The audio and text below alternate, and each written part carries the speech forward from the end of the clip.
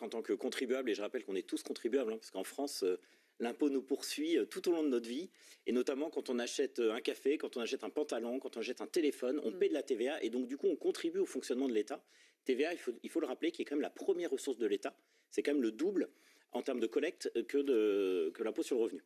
Donc on est tous concernés. Ensuite, objectivement, je crois qu'on est traversés un peu tous par les mêmes sentiments, de la colère, de l'inquiétude et de la stupéfaction. De la colère parce que très concrètement, on a eu hier un cours de finances publiques, alors qu'on attendait plutôt des décisions fortes pour redresser le pays, parce qu'on sait vraiment que financièrement, on est dans une situation très compliquée. De l'inquiétude sur la méthode, parce qu'en fait, c'est une méthode très à la François Bayrou, c'est-à-dire qu'en gros, on va concerter, on va demander l'avis de tout le monde. Finalement, un peu ce qui a été fait sur les retraites, et on voit que le conclave des retraites est un échec patent. Un, parce qu'il y a des participants qui sont partis. Deux, parce qu'on sait très bien que finalement, on va accoucher de rien.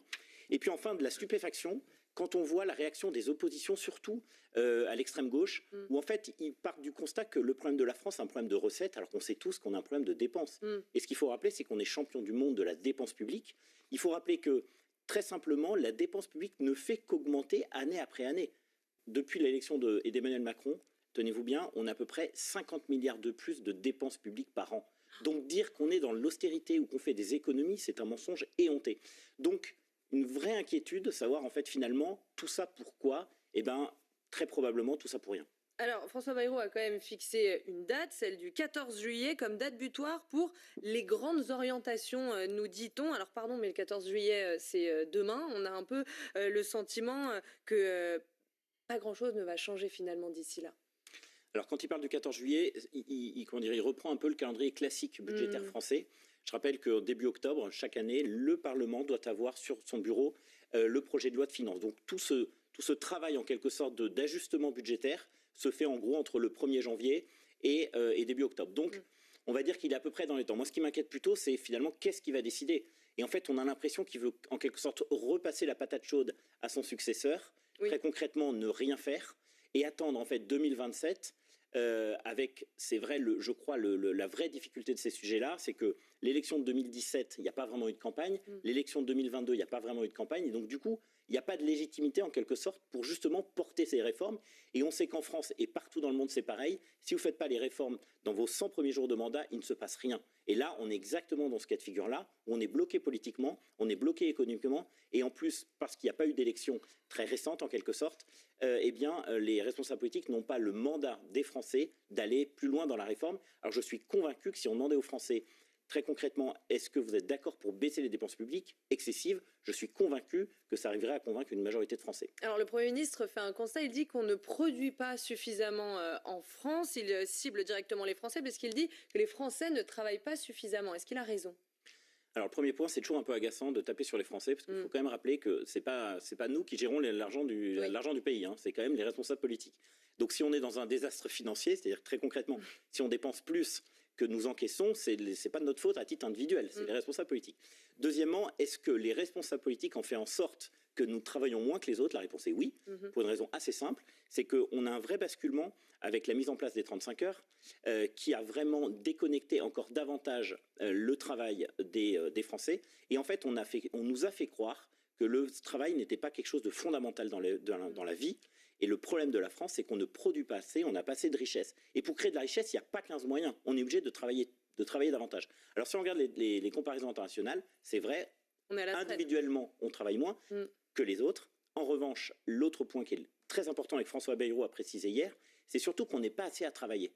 Quand on regarde le taux d'emploi, c'est-à-dire en gros, qui travaille entre 15 ans et 64 ans, on voit qu'effectivement, on a un taux d'emploi qui est inférieur à la moyenne européenne, et on travaille moins aussi, on est moins nombreux à travailler que les Allemands. Donc résultat des courses, on a notamment 2 points qui sont 2 points faibles. Les jeunes en France ne travaillent pas assez parce qu'ils font des études trop longues, et certains, pour des problèmes d'orientation, font des études qui ne débouchent pas directement sur un travail, donc qui sont au chômage concrètement.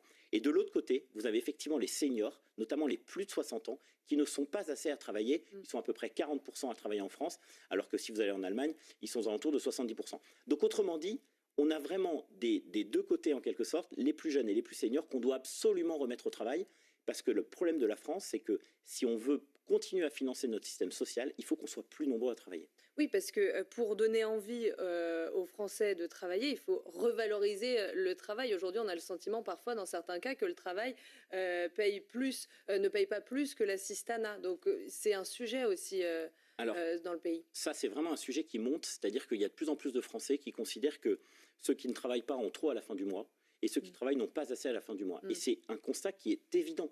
On a un système social qui est allé en quelque sorte un peu trop loin, c'est-à-dire qu'on a une multitude d'aides et ça dissuade effectivement à la reprise d'emploi. Vous avez beaucoup de gens qui vous disent « moi, j'ai pas intérêt à retrouver un emploi, que si je retrouve un emploi, j'ai pas telle ou telle prime, j'ai pris de la cantine qui augmente, j'ai les prix du centre de loisirs pour mes enfants qui augmentent aussi, et donc j'ai aucun intérêt à reprendre un travail. » Et deuxièmement, vous avez ceux qui travaillent, qui ont une charge sur les épaules qui est très importante. Il faut rappeler qu'il y a, entre guillemets, seulement 21 millions de personnes qui travaillent en France. 21 millions, alors qu'on est 68 millions. Donc autrement dit, et ceux qui travaillent ont des charges très importantes. Amusez-vous à regarder vos fiches de paye, c'est extraordinaire. Je regardais celle d'une collaboratrice il y a quelques jours, vous avez 32 lignes. 32 lignes de charges à la fois patronales et salariales sur un bulletin de paye. Enfin, quand vous voyez ça, c'est incroyable. Donc très concrètement, quand un salarié aujourd'hui coûte 100 à son employeur, il n'en touche que 48. Donc ce qui est dingue, c'est que le salarié coûte cher.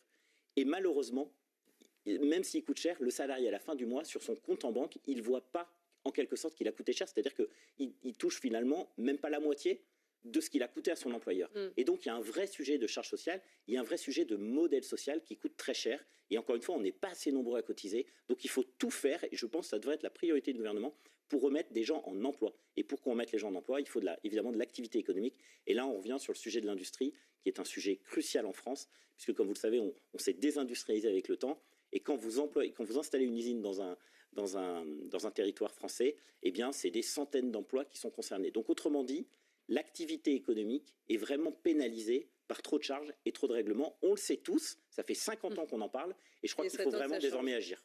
Merci beaucoup Benoît Perrin d'avoir été